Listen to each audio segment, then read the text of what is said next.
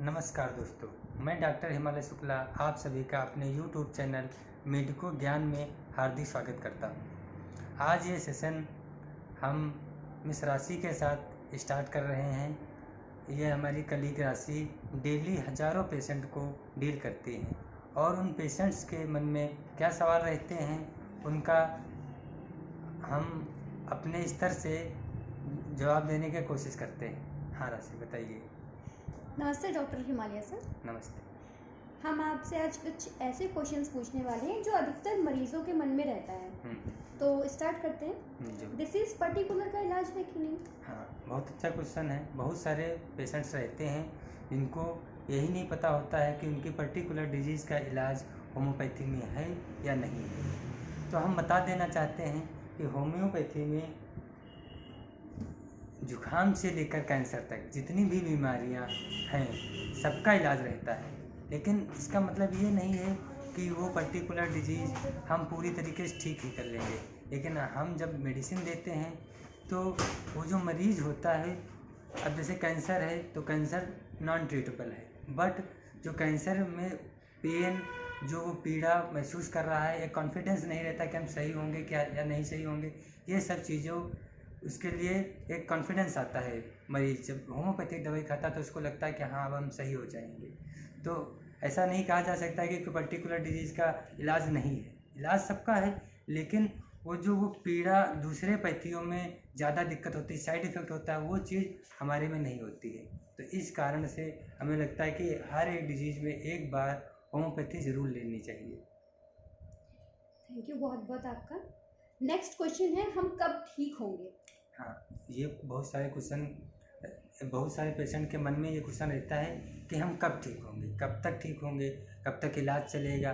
तो इसका आंसर हम यही बताएंगे कि ये पर्टिकुलर कोई मेडिसिन, कोई डॉक्टर ये नहीं डिसाइड करेगा कि पर्टिकुलर बीमारी वो कब ठीक कर ले जाएगा।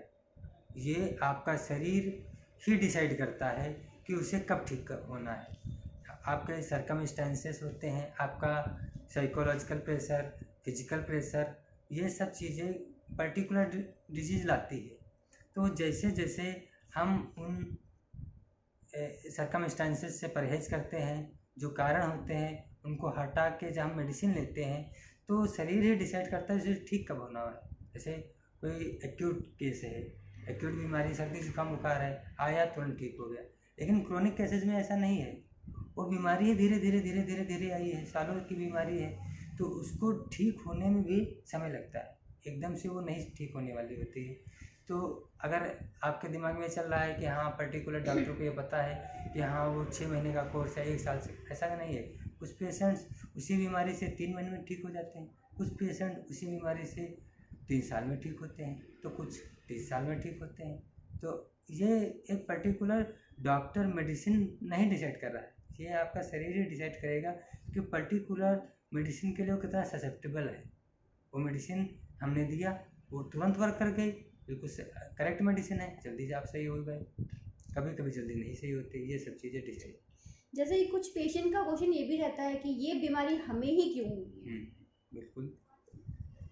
हाँ, ये बहुत अच्छा क्वेश्चन है कि उनको ये लगता है कि ये बीमारी पर्टिकुलर उससे क्यों हुई। तो इसके बहुत सारे कारण रहते हैं। अब जैसे हम अलग अलग विधाओं में जाते हैं, जहाँ हम एलोपैथ में जाएंगे तो एलोपैथ में हमने देखा है कि बहुत सारी जितनी भी क्रोनिक बीमारियाँ हैं या एक्यूट बीमारियाँ हैं, हम ये देखते हैं कि एक माइक्रो ऑर्गेनिज्म थ्योरी की उनके लिए क्या है कि आप एक टेस्ट कराएं और उसमें पर्टिकुलर बैक्टीरिया वायरस सर्च किया जाता है कि इस बैक्टीरिया के कारण हो गई या इस वायरस के कारण है। लेकिन हर बीमारी बैक्टीरिया वायरस से नहीं होती है। माइक्रो ऑर्गेनिज्म थ्योरी आई तो थी, लेकिन बाद में वो डिनाई हो गई। लेकिन एलोपैथी उसी माइक्रो ऑर्गेनिज्म थ्योरी पर चल रही है। अब जब हम आयुर्वेद में जाते हैं तो आयुर्वेद में हमने देखा कि 80% बीमारियों की जो जड़ वो बताएंगे, वो कहेंगे कि सब डाइजेस्टिव, आपका पेट सही है तो आपकी बीमारियाँ सही है। लेकिन ऐसा भी नहीं है, बहुत बहुत लोगों का पेट ठीक रहता है, फिर भी बीमारियाँ रहती हैं। जहाँ हम होम्योपैथ के पास जाएंगे तो ज़्यादातर वो आपका माइंड लेंगे, माइंड पर ज़्यादा फोकस करेंगे। साइकेट्रिक न्यूट्रिशन वाले के पास जाएंगे तो वो आपका न्यूट्रिशन सही करने लगते हैं। तो ये पर्टिकुलर बीमारी हमें ही क्यों हुई, इसके बहुत सारे डिसाइडिंग फैक्टर होते हैं। ऐसा नहीं है कि एक कोई फैक्टर है। अब डॉक्टर के पास आप जाते हैं, उसके पास बहुत सारी मेडिकल टर्मिनोलॉजी है, तो उसने ये कह दिया कि जेनेटिक काज है। अब जेनेटिक काज में आप अपने बाबा दादा जितने भी उससे भी पर बाबा पर दादा में नहीं जाते हैं ना, तो ये सब चीज़ें हैं कि इसका कारण डॉक्टर का कहना तो बहुत आसान है कि जेनेटिक काज है, एट्रोजेनिक काज है, इन्वायरमेंटल काज है, लेकिन पर्टिकुलर क्या कारण है वो कारण कहीं कहीं पता चल जाएगा, लेकिन कहीं कहीं नहीं पता चलेगा। अगर हम ये देखते हैं, जहाँ तक हम होम्योपैथ हैं, तो हमें लगता है ज़्यादातर बीमारियों का साइकोलॉजिकल काज होता है। हमारा एंजाइटी, हमारा स्ट्रेस लेवल, या हम क्या फील कर रहे हैं, वो चीज़ हमारी डेली की होती है, तो हमें लगता है तो डेली का है, इससे क्या बीमारी हो जाती है। लेकिन जहाँ तक हमने अपने अनुभव में पाया है कि ज़्यादातर बीमारियाँ साइकोलॉजिकल होती है, क्योंकि ये जो हमारा माइंड है, इसी से जब सिग्नल होगा तभी हम कुछ कर सकते हैं। हम पूरे शरीर में हम कुछ भी करते हैं तो सिग्नल माइंड से ही जा रहा है, तो ऐसा हो ही नहीं सकता कि बीमारी के लिए सिग्नल ना जाए और हम ठीक हो जाए या बीमारी हो जाए। तो मोस्टली साइकोलॉजिकल बीमारी होते हैं, हमारे स्ट्रेस, हमारे एंजाइटी, यही कारण है मोस्टली केसेस में। सर मेरा कुछ क्वेश्चन है, मतलब पेशेंट का भी है और मेरा भी है। ये होम्योपैथिक मेडिसिन होती हैं जो वो फास्ट वर्क करती है कि स्लो वर्क करती है? बिल्कुल, इसके बारे में हम ये कहेंगे कि जैसे क्या है कि सबका अलग अलग है। कुछ मेडिसिन उसका जो स्पेयर ऑफ एक्शन है, जो एक्शन करने का है, वो स्लो है, तो वो जब हम उसको देंगे तो कब हम देंगे, उसके पीछे भी एक साइंस है पूरी, कि जब जैसे कोई पर्टिकुलर मरीज़ है वो बहुत एक्टिव है, बहुत फास्ट है, उसकी एक्टिविटी फास्ट है, उसकी जो बीमारी आई है वो बहुत तेज़ी से आई, कि अभी सही था, एक महीने में इतनी ज़्यादा बेकार बीमारी हो गई। तो जब बीमारी फास्ट आई, वो मरीज़ फास्ट है, हर चीज़ वो एक्टिव है, तब हम सेलेक्ट करते हैं जो मेडिसिन पर्टिकुलर है वो फास्ट एक्शन वाली हो, तो वो तुरंत आई बीमारी, तुरंत चली भी जाती है। लेकिन जब देखा जाता है कि मरीज़ स्लो है, वो बिल्कुल लेजी है, स्लोनेस में है, या बीमारी जो बनी वो धीरे धीरे है, तो हम फास्ट मेडिसिन कितनी भी दे दें काम नहीं करेगी। तो ये सब डिसाइडिंग फैक्टर रहते हैं कि मरीज़ कैसा है, बीमारी कितनी फास्ट है। तो और ऐसा नहीं है कि होम्योपैथी फास्ट स्लो नहीं है, होम्योपैथी में एग्जैक्ट मेडिसिन पड़ेगी, बीमारी एक्यूट है तुरंत सही हो गया। ऐसा तो है नहीं कि सर्दी जुकाम बुखार के लिए हम 6 महीने, ऐसा नहीं है। सर्दी जुकाम बुखार आया तुरंत मेडिसिन का, बैठे पेशेंट सही होगा, बुखार वहीं क्लिनिक पर ही उतरता है उसका। लेकिन हमका जोड़ों का दर्द है और हम मेडिसिन दी और तुरंत दर्द गायब, ऐसा नहीं होता। तो ये सब चीज़ें डिसाइडिंग फैक्टर रहती है। अच्छा, एक last question doctor Himalaya sir, patient ये भी पूछते हैं ये जो इलाज चल रहा है वो कितने समय तक चलेगा? ठीक, हाँ, इलाज कितने समय तक चलेगा।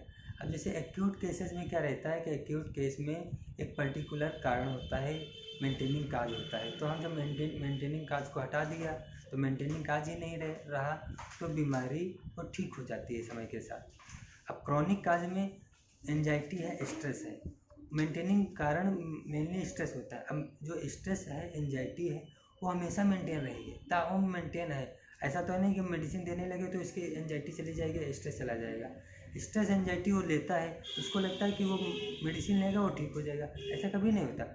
हाँ, हमारी मेडिसिन वर्क जरूर करेगी आपके माइंड पर, आपका स्ट्रेस लेवल, जो आपकी वे ऑफ थिंकिंग या रिएक्शन का जो जैसे आप रिएक्ट पहले करते थे उससे अच्छे से रिएक्ट कर पाएंगे, चीज़ों को वे ऑफ थिंकिंग जरूर चेंज होगी।